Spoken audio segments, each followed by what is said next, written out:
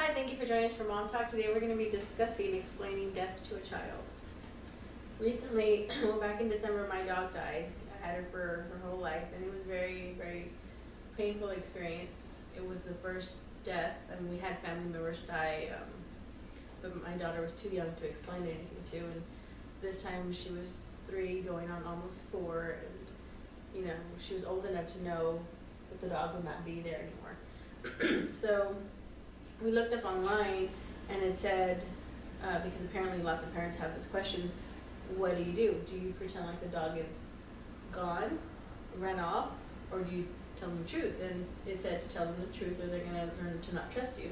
Okay. So we did, and she cried a lot. It was really, you know, I was already upset, and it was really hard to hear her upset. And we explained to her, you know, what happened, and the dog would be gone. And it took a while to tell her, you know, our dog's dead, but I mean, it was a very hard experience. Have any of y'all ever had to do that? I know y'all have older kids. Mm-hmm. Yeah, recently my grandmother passed away, and we knew she was sick for a while, and so before that we took the kids to go visit her while she was still alive, let them get to know her and everything. When she did pass away, before we went to the funeral, we explained to them that she had passed away. We were going to go to the funeral. We would see a big box, which is called a coffin, so we explained, you know, what was going to happen, that people would be praying for her, that we could go walk up, and if they wanted to, they could touch her, just so they could kind of, you know, see the difference. If they didn't want to, that was okay too. They weren't going to be forced to do anything they didn't want to do. But just let them know the process, and that later on we would all drive in, our cars would all follow each other, we'd have police leading the way, we would go to the cemetery, let them know what the graves meant, that each of these was a marker of where someone in the past had gone, that their body was placed. And so they said they kind of understood that, but they never quite always grasped it at first. And then when we got there, and we were just far enough away, I re-explained to them, okay, you remember I said, you know, the box is right there, the coffin, and you're going to see her body, and if you don't want to touch, you don't have to, or if you want to, you could touch her hand. When we got up to there, and they were kind of sad, they're like, well, she looks different. It's like, yeah, you look a little different, and that the hand's probably going to be cold, and because the wife is not there anymore. Yeah. And, you know, so they were kind of sad, but they, you know, they realized, okay, yeah, she's, you know, this is the body, but she's not there anymore. She's not hurting it. And then, you know, went through the whole procession. But later on the next day, my son was crying, and I said, what's wrong, David? And he says, I don't want you to die, Mama. Yeah. And he was upset, and he was crying. I was like, well, thank you, baby. That means a lot. And I was able to hold him and rock him, and he was 7. It is traumatic, it is sad, but it's part of life. You know, we never know when we're going to go. And if it just up and happens, and they've not been taught about it, they're not going to know how they're supposed to act, or, Yeah. you know, they're going to have all these mixed emotions and things. So just, again, explaining things to them kind of will help them also. We did that with Desiree. We buried my dog. I know it's different than a person. Oh, I understand. Like, we buried her, and you know, she died actually in my arms. It was really hard. But so when we were burying her, I wrapped her in a blanket, and we left her face, not her face, but you know, her head uncovered, and I let her pet my dog. My dog wasn't, you know, she hadn't been dead for a while, so she wasn't like stiff. I don't think I would have let her like pet her if she was, or she's 3. But we let her pet her, and when my husband started putting the dirt on her, she really got upset, and she's like, why are you doing this? When is she gonna wake up? Like, you know. Sorry. And then she started crying a lot. So I held her, and I let her cry, and I explained to her that, you know, we loved our dog, that she would always be with us, that we would have our memories, and, you know, that she would never be forgotten, and that she knew that we loved her, and, you know, that after, you know, that dogs don't live as long as humans normally do, and that, you know, it's just part of life, and she lived for a very long time. So she cried, and then we went home, and then the next day I noticed, like, a few days after, she would ask me again, where's Lola? And we'd have to explain to her again, she died, you know, and she would see me crying, and she would see me upset. And it was very important to me not to hide the tears from her. Let her know because and we told her, it's okay for you to be sad. It's okay for you to get mad if that's how you feel. It's okay for you to miss her. it's okay for you to have all these feelings because, you know, it's okay to feel how you want to feel and how you need to feel. And you need to let it out, and you need to cry if you need to cry, and that's, you know, but it is a very, very challenging thing to explain to a child. And, you know, at the time you're upset, and then they start crying, so it makes it like 100 times worse because you're seeing your baby cry, and, you know, and like explaining it, like she even asked me also, like David did, I don't want you to die, like, Mama's gonna die, you know what I mean? Like, Right. when she understood what death was, never back again, you know, it was really hard. But, When we were discussing about the subject today, I did a little bit of research on it, and I found this great explanation. It depends on the child age, of course, but for really young kids like 3 to 5 years old maybe, or even less, they say they need like very simple words to understand it, and very easy explanation, and said the best way for them, like if a person was sick and they knew that they were sick and then the person passed away, a great way to explain it to them is you know, their body broke and the doctors couldn't fix it, just like your toy, sometimes they break and they can fix it, so then they can't come alive again, it can be fixed, yeah. fixed. So, and then the other thing, when they asked, said you can not to tell them when they ask where is that person, not to tell them they're gone or they went away. Mhm. Just simple, either they're dead or they're in the cemetery, Mhm. because they don't understand the concept they're gone and they went away, or when they coming back, or Yeah. when it's, so that way, and you can explain that, well, the cemetery is the place that we put the people whose bodies they break and the doctors can fix it. So when they ask where it is, okay, so, and then when you go up in age, you can start explaining a little bit more, and that's up to everybody about faith Right. and afterlife and Whatever you believe in. soul and whatever you believe in it. Mhm. And that I did tell Desiree, I told her that our dog was gone, but I told her that it was just her body, which is, we explained to her that it's, you know, your body is, once your spirit's gone, it's just your body, and you can't move, you know, it's not, the person's not there anymore, it's just, so it was a little hard for her to comprehend that, but I think after explaining it to her a few times, she understood, like, what we meant, you know what I mean? But she understood, or she accepted it as yeah, the explanation. Mhm. It's hard to understand. It's hard to understand for an adult. I remember my Child. Yeah. uncle died when I was little, and I just remember, like, I was so young, I just remember everybody, like, he was 40. My sister was very upset. She knew him a lot better than I did. I don't remember very much when I was that young. And I just remember my grandmother was devastated and crying. My mom was very upset and crying, and everybody was upset, and I had no clue what was going on. I did not get to go to the funeral, and I don't know if I should have gone or shouldn't have gone, but I was old enough to know everybody's sad. Nobody explained to me why. Mm-hmm. Yeah, and when my dog died, when I was a little bit older, they told me that it ran off. So we go on a trip to Mexico, and there's a dog that looks just like my dog, and I'm like, oh, there's my dog! And my dad wouldn't pull over. I'm like, are you crazy? That's my dog! Like, I kept always looking for my dog, so it was important for us to tell her the truth, because we didn't, like, I knew what it was like to, where is it? You know what I mean? Always be looking. So I didn't want that for her. But When I think I was 6 years old, when my grandmother from my dad's side died, I don't remember absolutely nothing about about her. All I remember that she was sick, and I remember that she had some problems, and she had a big belly, but very, very skinny, and the blue eyes.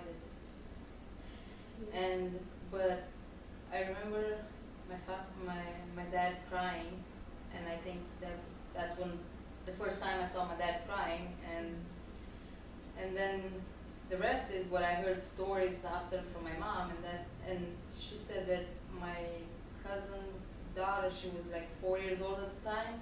My grandma was laying in bed where they put her for the wake or whatever, and she was trying to feed her tea with a spoon to give her tea because like she's sick, so she was trying to feed her to make her better. So but I don't really remember getting any explanation about that, or that was just okay. It's part of life. That's what's going on, and you'll understand it when you grow up. I guess I don't know. That's kind of what I did with my kids. I can't even recall having a discussion with them about, really about it. They haven't experienced it really aside from an animal that we had for a very short period of time. My daughter dropped, and it was just, I don't know, I've never really explained it. And then with Oakley, the only experience we had was recently when our dog died, and I didn't go into any detail like you were explaining. I didn't at all. It was just he died, and then he watched Josh bury him, and for several days he thought, could we go dig him up? You know, could we go get him out of the dirt? And we just continued saying, he's died, he's dead. If you don't come back when you're dead, he's dead. And I think he just kind of eventually got the concept of dead means no more. Yeah. And I just didn't explain it past that. It's a hard subject to explain for you. Yeah, especially when you're upset. Yeah. Culture I didn't have to deal with. So hopefully it will stay like that for a long time. Yeah. I'm glad I explained to Desiree about death and everything, because like it's been since December. We're June. I still get upset from time to time, and she'll see me crying, and she'll say, "It's okay, mommy. We'll see Lola again someday," and she comforts me. And I'm like, she learned so much from that one terrible experience, but it was very much a learning experience. She learned compassion. She learned, that sometimes people just need like a hug and just to know it's okay. And she knows that things aren't always going to be a certain way. People are not alive forever. And God forbid, if we do die in a car accident, I think she'll be able to process it differently. Yeah, starting from there, it's also important to have a plan for ourselves. Yeah. If, again, something were to happen and we die young, we need to have in our will, do we know who we leave our children with? Yeah. Do they know? They have to know. You have to put that into your will, Mhm. because otherwise it's up to the state. And Yeah. they'll assign them to whoever. Yeah. And so it's good to, talk with somebody that you trust and say, if something were to happen to me and my husband, would you be willing to raise my children and, teach them the right from wrong and see them through, and if you don't feel comfortable with that. So how do you explain that to the child? Like, do you try to tell them that someday this might happen? No, Or you just... that's traumatic. That's what I But saw. it may be more traumatic if they don't. know Exactly. anything. My kids, like the movie Annie, or something that's got orphans in it. Well, why are all the kids there in the house? Because their parents have died. Or they'll read the story of The Secret Garden. Her parent, she was an orphan. Anne of Green Gables was an orphan. There's so many books or movies that the kids are exposed to that have orphans in it. Well, what's an orphan? It means their parents are no longer here for whatever reason, either through adoption or through death or illness, different things like that. They couldn't care for that child anymore, so the child is now over here. If something were to happen to mommy and daddy, this is where you would go to. Mhm. You will be taken care of. It's going to be okay. And yes, you'll be sad, but we believe in that in heaven. And so I said, we'll be looking down on you from heaven. We'll be praying for you. Different things. Give them some hope. Give them a peace. Not just my mom's going to be gone. I don't know what's going to happen to me. Type of I know scenario. it's not a pleasant subject to talk with the kids, and like Becca said, it's very traumatic to It tell is. that what you scare them. Right. But then, if something happened to you and then your child gets taken away and moved to a different house, moved to a different person, And like, why? What happened? Probably you don't feel anything anymore. But that child, what did they feel? Like, where did mom and dad left, or where? Right. Yeah, I do why something they wrong. Yeah. abandon me? Why? Exactly. So it's like, Let 'em- how do you yeah. explain it so you don't scare them, but you make Right. them realize, God forbid, and it happens, Mhm. so they're not so shocked. Right. I think that's important because whenever my mom got sick when I was 17.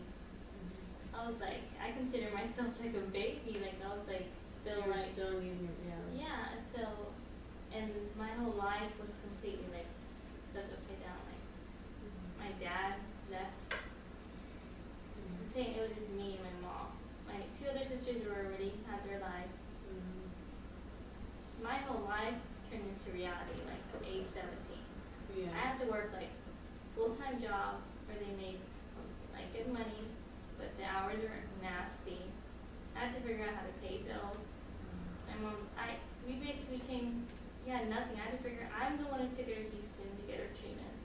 I had to step up as an adult at age of 17, 18. Right. That's why I think it's important because I would be open to communicating because like those are things that I would have never thought.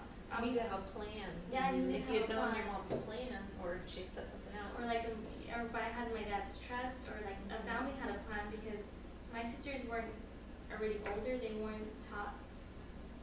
We weren't really taught as kids to like take care of one another. When they get sick, you need to put things aside. Family Family first. first, yeah. So I knew that. I was grown that way just as nature. So that's why I think I kind of stepped in, took care of my mom. I did a lot of things for her. I slept there, I worked long hours, slept there, changed in the hospital, went back to work. That was my routine. Yeah, and that's why I think I grew up a lot faster than like most kids. And fortunately, I met my fiance, and like he moved in, and like we ended up paying the bills and getting by. But it's so scary when you think about it happening to me and not having a plan, and making sure my life is secure, making sure I have picked the right fiance, I picked the right life. Guardians too for I kids. make Right. sure I open my life, tell people how I feel, let them know what I want out of life, Right. things like that. Like be honest with life and like try to be real as real as you can because real things will happen. I would have never thought that my family would have been destroyed one day to the next. Well, see, and that's the thing, like, because my husband and I, we do want to adopt from foster care, and a lot of people think that the kids in there are just the ones that are damaged, is what they say, you know, the ones that are sexually abused or beaten, or, you know, but it's not. I mean, a lot of the kids, their parents died, and the parents, I guess, assume that relatives would take their kids in, and they don't want the responsibility. So they end up in foster care, and then they're just bouncing from house to house for every few months, and Until they're aged out of the And- system. yeah, and you know when I was reading about it, it really made me cry because I couldn't imagine my daughters nobody wanting them. You know, sorry, it's hard. It's an emotional subject. Yeah, because and that's the situation I'm in. If something happened to me, my kids would have no one.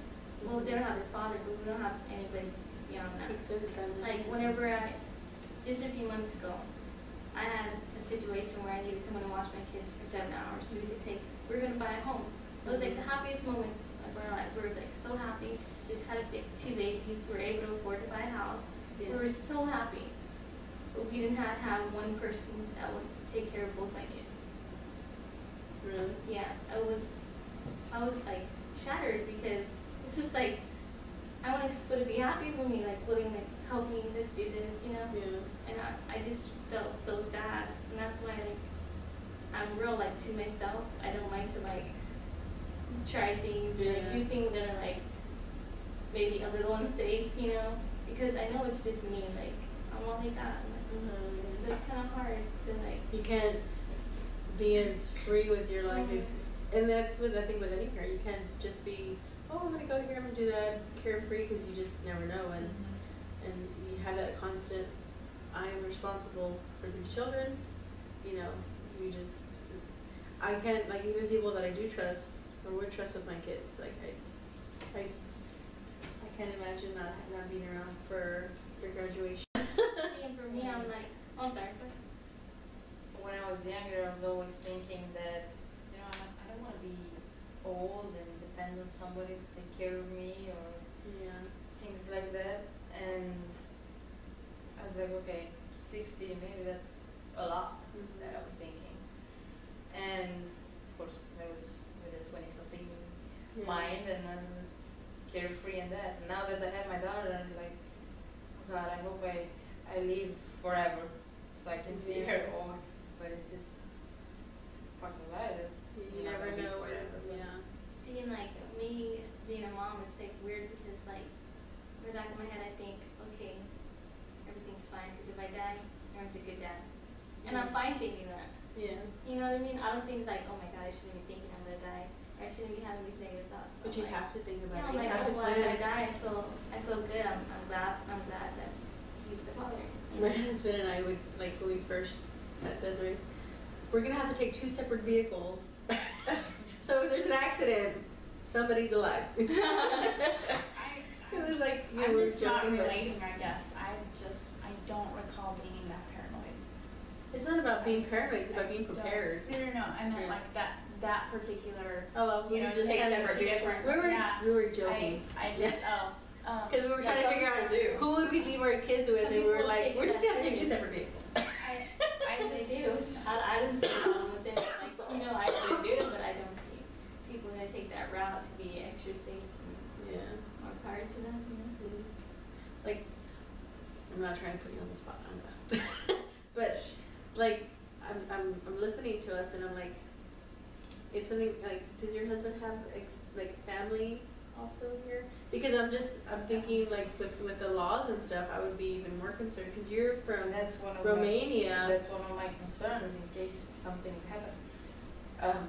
Both my sisters, they're my daughter's godmothers. Yeah. So I would like, I know my sister, how she raised her daughter and that, and I would like her to be, We have it on camera, we got this. so, Yeah. well, she knows it. Yeah. But my concern is about the laws over here, so Yeah. I keep thinking about that someday I'm gonna go and do that, but I'm kind of to find out more. But I'm avoiding it also because it's, Emotional. I can't really grasp that concept that can happen. Yeah. And then the other thing I'm thinking, okay, well, let's say it doesn't happen anytime soon, and she's gonna grow up here, and then suddenly she's gonna get moved to a different country. Yeah. That's how hard that's gonna be on her. So Yeah. it's just our subject to think about. It is. So, And it's not just planning out who's gonna watch the kids, it's also life insurance. Like, Being able to Anthony take and care I- of the kids after. yes, you have to have, if you think about it, somebody's gonna watch your kids, they're gonna raise them, you wanna make sure that there's money for them to go to college, money to be taken care of, cause I mean, if you're giving somebody, and it's not, they're not gonna see them as a burden, but it's another financial burden that they're gonna have of feeding somebody and clothing somebody, and, you know, I know you probably don't wanna think about it, but like Josh travels a lot. If something were to happen to him, or like Anthony, if something were to happen to him, he rides his bike, people never stop for bikes. I But know, if something, bikes too. people are horrible about bikers, but if something happened to Anthony, he's our source of income. So I would be left with raising 2 girls that we are not paying for childcare because I'm doing that. How do I feed them? How do I clothe them? How do I work and put them in child, like it would, I had a friend of mine whose husband died when she had her first child, and he got meningitis or something. I don't remember, but she said it was very hard at first, but she learned how to figure it out. She just had to figure it out. And I just can't imagine being in that situation. But if it's a hard subject, but if you think about it and you plan it out, you know, then it's a peace of mind too. And not whole insurance, term insurance, because at our age, we can get a lot of coverage for a little bit, Mhm. and then later on, you can always, you know, get Yeah. more, but And it's for also- right now when you've got the kids that you need the most coverage versus Yeah. later when they're out of the house and it's just you and your spouse. You don't have to leave your kids with some, you know, $1 million policy that they get to inherit after you're gone. Yeah. You know, enjoy your life, yes, but focus on what's important now. Okay, I've got 6 children. I need to make sure they're taken care of. I need to make sure that my funeral is covered, Mhm. their funeral is covered. If something were to happen to my children, Mhm. a lot of people don't think about that. $10,000 you gotta shuck out. Yeah, that's how. If it's a car accident with the whole family. The whole and family's gone, you know. Except for 2 or 3, and then Right. you have all these people that need to. Yeah. I mean, it's a hard subject to say, But but it's I mean, something it that happens. happens, It and does it's happen. not that expensive, Yeah. you know. But yeah, we had a guy trying to tell us to get whole life first, and we started with that, and then it, you know, wasn't adding up to everything we needed, and we could get term for 20 years, so by the time, till we're 40, you know, for good coverage that covers our family, and, you know, it's like 20, like 16 for me a month, and 20 for Jonathan a month, dollars, you know. And we're covered if something were to happen, you know, that would pay, you know, all our expenses and stuff. Yeah. But also it's important when you have kids under 18, but you're maybe 25, if you leave life insurance to do a trust fund. Yes, I was gonna say that. Because even though you trust the guardian with, well, you can leave the trust fund to the guardian to manage it, or I feel more comfortable now that, but the idea of money can change anybody. Yes, yes. So you can't do anything by after that point. Right. So it's like if you do the trust fund to a bank or somebody that just give them an Manage allowance it. every month and Yeah. manage it, then you make sure that your child has what they need every month and that. I joked about that with my husband. I said, if you remarry and she takes all our girl's money, I'm gonna come back and haunt you. I did. It's true because It happens though. Well, Yeah. it's because I've been there. I've been there with nothing. Yeah. You know, I've been in that situation with no one to turn to. There's nothing. Luckily, I met my fiance. He was like Yeah. such an awesome person. But to be at that point when you have nothing Yeah. and no one to turn to, that's when I realized like, okay, I need to take a different path in life. Because that whole life experience is what like made me who I am right now. Because I would have been like a party. I drank all the time. My parents let me drink. They would buy me bottles to drink. Yeah. You know, my life, my path wasn't like on the right path. Yeah, I didn't have money to go to college. I didn't have time to go to college. But I had to work. You know, I had to figure out my way to make it. Like, you know, and I didn't have no one to turn to. My father was turning me to other people. You know, Yeah. to figure out things. You know, and so it was really the hardest point in my life. And I think that's made me who I am now. Yes, but at the same time, I don't want that for my kids. Like, I want them to have something to turn to, understand, know that they're going to be safe, you know, have a plan. All that is like so important. Because when you don't, like, it's so hard. The amount of Yeah. pressure that was on me was like beyond what like I should have been handling at my age, you know. Right. Yeah, But I'll- sometimes it's, I mean, it's something that happens, so it's important to be prepared. Yeah, something that happened. So if I would like understood, or if I would have had support system or like something there, we literally had nothing. So it was like, you know, it was Yeah. crazy. It was very crazy. So basically, talk to your kids. And I know there are books that if you need help, there are websites, there are books that explain death to a child at their age level. There's lots of them out there. There are websites that tell you how to explain it to your child. And it's very important to get life insurance. It's very important to plan for your future because you just never know what's going to happen. You know? So thank you all for joining us for Mom Talk, and we will see you next week.